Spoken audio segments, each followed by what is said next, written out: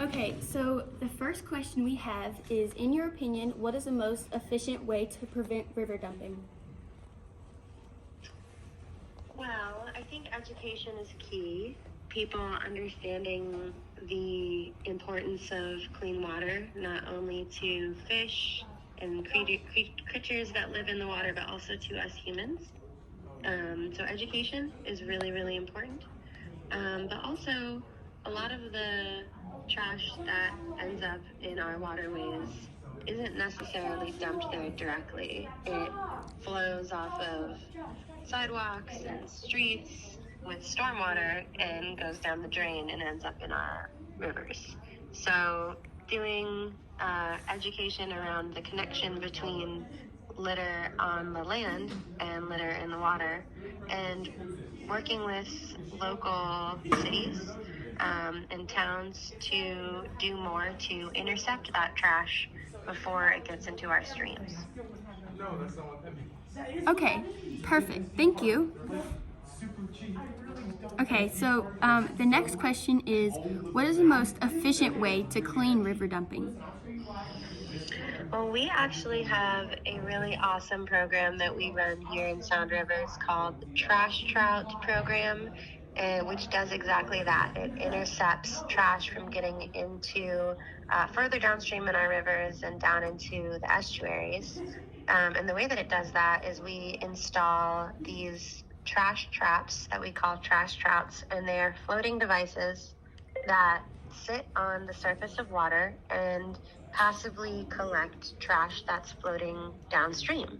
And then every so often, we work with community members in the 3 locations that we have those traps set up to clean them out.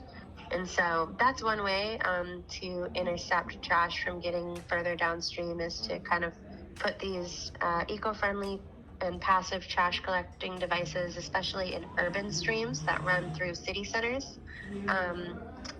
So that's a big project that we're excited about. And we're not only do we have one in Raleigh, we have one in Newburgh, and we have one in Little Washington, but we're also exploring putting them in the town of Greenville and also the town of Kinston and hopefully beyond. So that's a little piece that we're doing.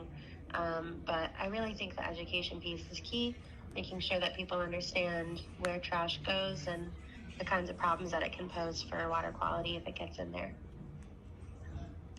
Okay, thank you. And the next question is, what is a daily task you would recommend community members to do to help prevent river dumping? A daily task to recommend to community members, I think talk about it. Community members, part of this is a culture problem, that we have a culture, unfortunately, that is pretty accepting of trash and pollution, and we sort of turn a blind eye to it.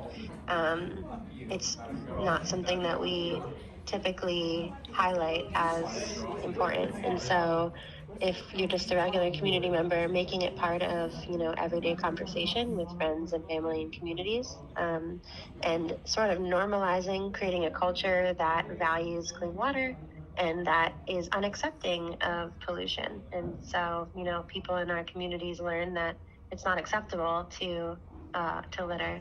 And, furthermore, it's very cool and very fun to be a part of the solution. Perfect. And the next question is, what is one experience you have had that helped clean or prevent river dumping?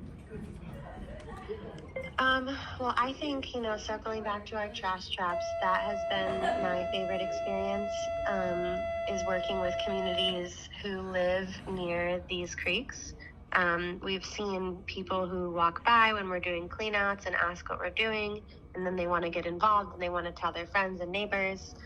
It's just been a really fun way to kind of showcase the importance of cleaning up our waterways and also engage local community members in that sort of hands-on good works in the watershed.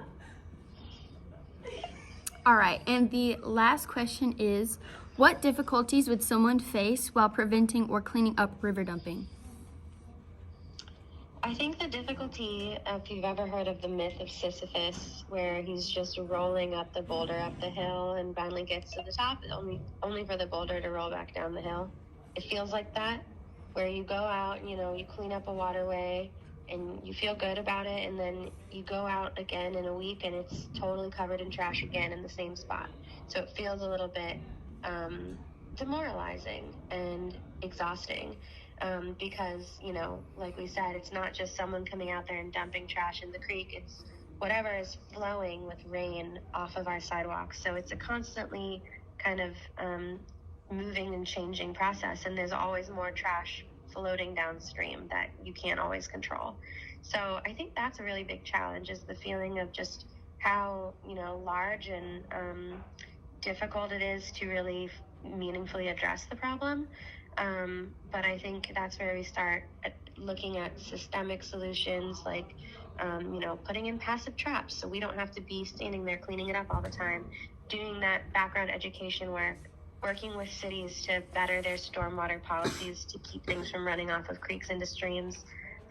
Looking at those like systemic solutions as a way to get around that feeling of powerlessness with how much and how big the problem is. Well, thank you so much. Oh, You're and welcome. what is your name? Yeah, my name is Samantha Krop. I Samantha. My last name is Krop, and my role is the Neuse River Keeper with Sound Rivers. And yeah, you can get me at Samantha@soundrivers.org is my email. But yeah, absolutely happy to talk to y'all, and glad that you're looking into this stuff for school. It's great. Thank you. I hope you have a good day.